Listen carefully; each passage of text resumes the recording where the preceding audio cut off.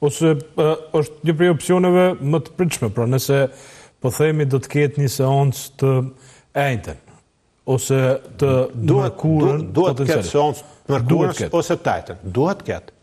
Po, a mund të shkohet me një opsion tjetër, për shembull që e përmeni Blerim Sallahu, ish zëvendës ministër i drejtësisë nga radhët e lëvizjes vetëvendosje, që nëse nuk do të ketë, pra 3 raunde të përzgjedhjen për provuar zgjedhjen e një presidenti të ri, atëherë kushtetuta është e heshtur, rrjedhimisht nuk shkojmë automatikisht në zgjedhje. Kështu është një interpretim. Interpretimet e njerëzve të kushtetutës e thonë që do të fillon. Mëna 60 ditëve do të përfundon zgjedhja e presidentit. Kundërtën, mëna 45 ditëve tjera do të shkojmë zgjedhje. Do të shkojmë zgjedhje. Pra, këtu s'ka asnjë dilemë. S'ka dilema. Çka mund bëj opozita, pra? Çka ka rezultuar pi takimit që keni pas me zotin Haradinaj dhe zotin Abdigjiku, për shkak se nga ajo që kemi pa, pra zoti Haradinaj ka qenë i përjashtuar nga Kurti, nga takimet. Po edhe kjo shaj që nuk është mjaftueshëm e shfrytzuar mundësia që mi pas numrin e mjaftueshëm të deputetëve që rrinë sallë dhe votojnë. Pra përjashtimi i zotit përjashtimi i një subjekti politik i cili ka 6 deputet Kuvendin e Republikës të Kosovës. Për shkak se u duk fakt edhe zoti Abdigjiku, sigurisht ju thatë i një parti të ndryshme, shkret normale, edhe ai u duk ndryshe për jush, pra.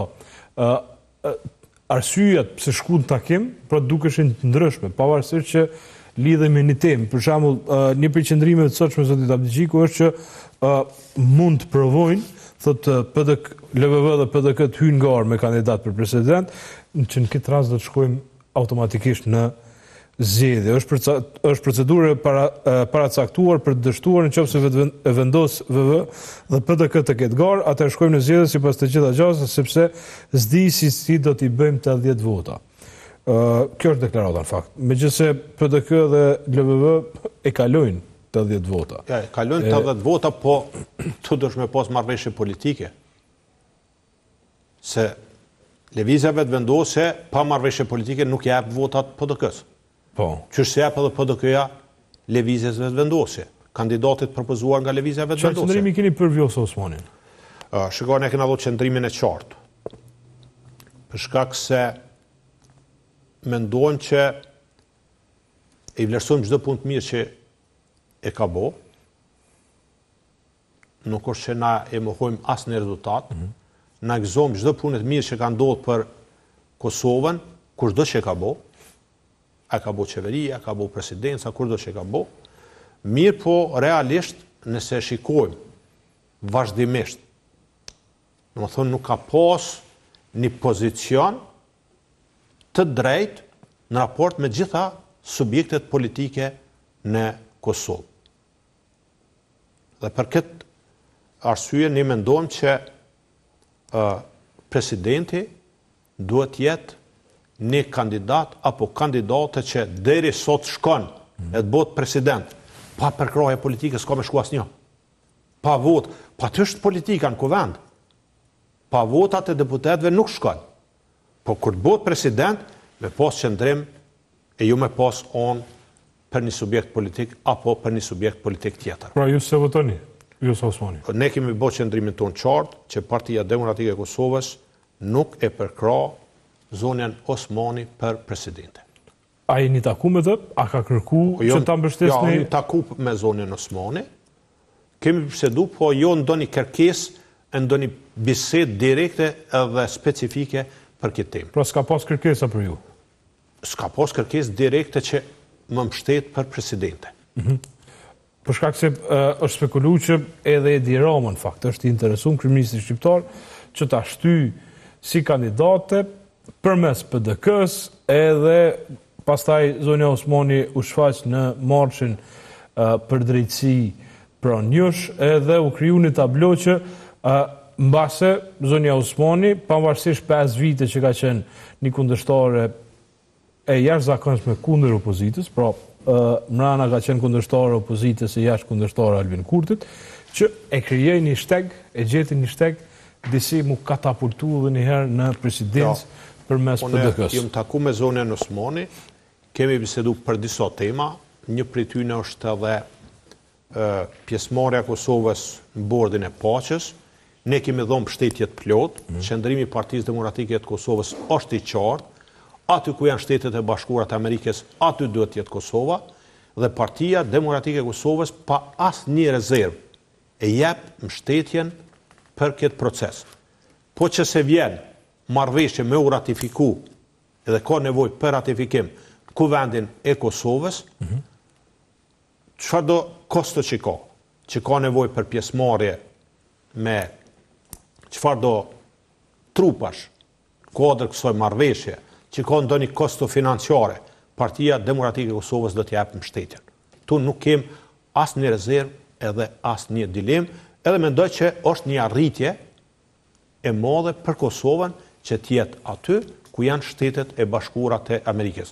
Sa i përket pjesëmarrjes në marshin për drejtësi, jo politik, ne jemi vlerësues, normalisht që prezenca e saj ka qenë me domethënie dhe vlerësojmë edhe respektojmë këtë pjesëmarrje, edhe pse mendojmë që institucionet e Kosovës nuk i kanë kry përgjegjësitë edhe detyrat që u kanë taku me ligj sa i përket procesit i cili është duke u zhvilluar në Hagë.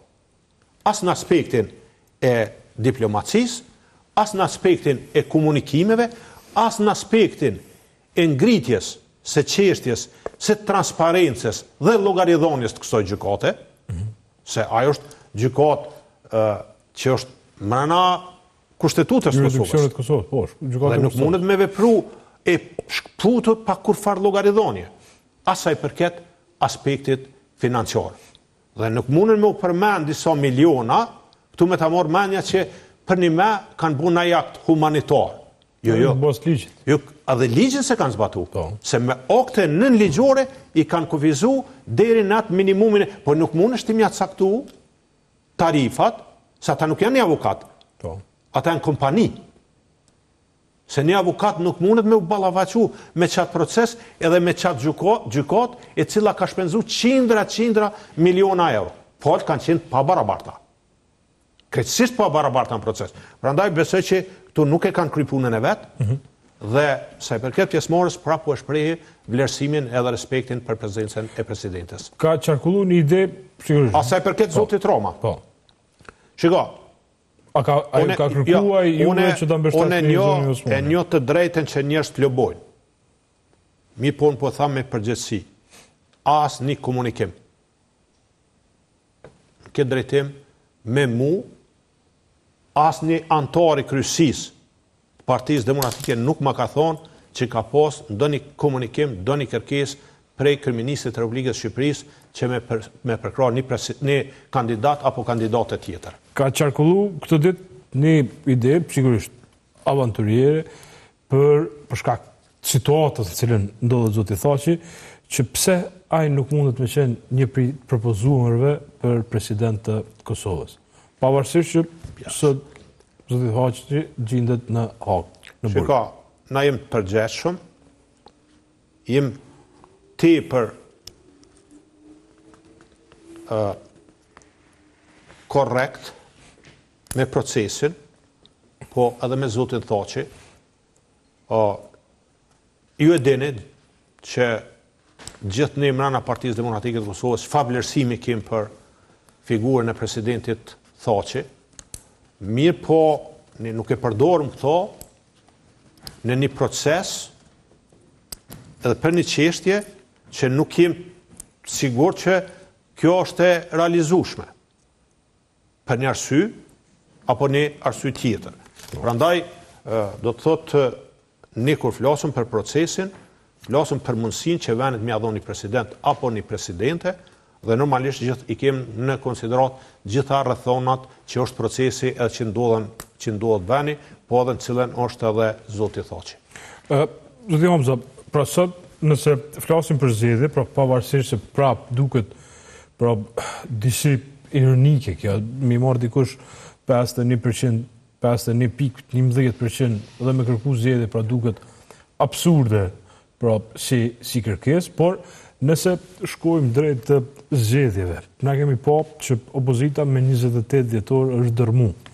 Pra, PDK-ja ndryshe pi LDK-s, megjithatë arriti me rujt votën e saj, por ajo që pam pastaj në administrim zgjedhjeve, sidomos me Prizrenin, ku dolën që disa kandidatë të PDK-s, pra u zun ose pretendohet jenë gjykata, ta shohim se çfarë do të vendosë gjykata, u zun duke vjedh vota, e dëmtuan mirëbesimin mrana PDK-s edhe rrjedhimisht prej një situate jashtëzakonisht rëndë siç ishte 28 dhjetori. Çfarë do të thotë për PDK-n?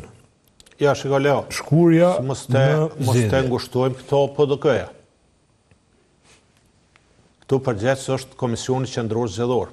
E vërtet. Ai ka përgjegjësi ligjore dhe kushtetuese me garantu një proces me kredibilitet zgjedhor. Nuk e ka bo.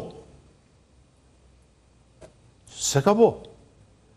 Dhe ligji sigurisht se organet e drejtësisë kanë me kry punën e vetë. Jam i bindur.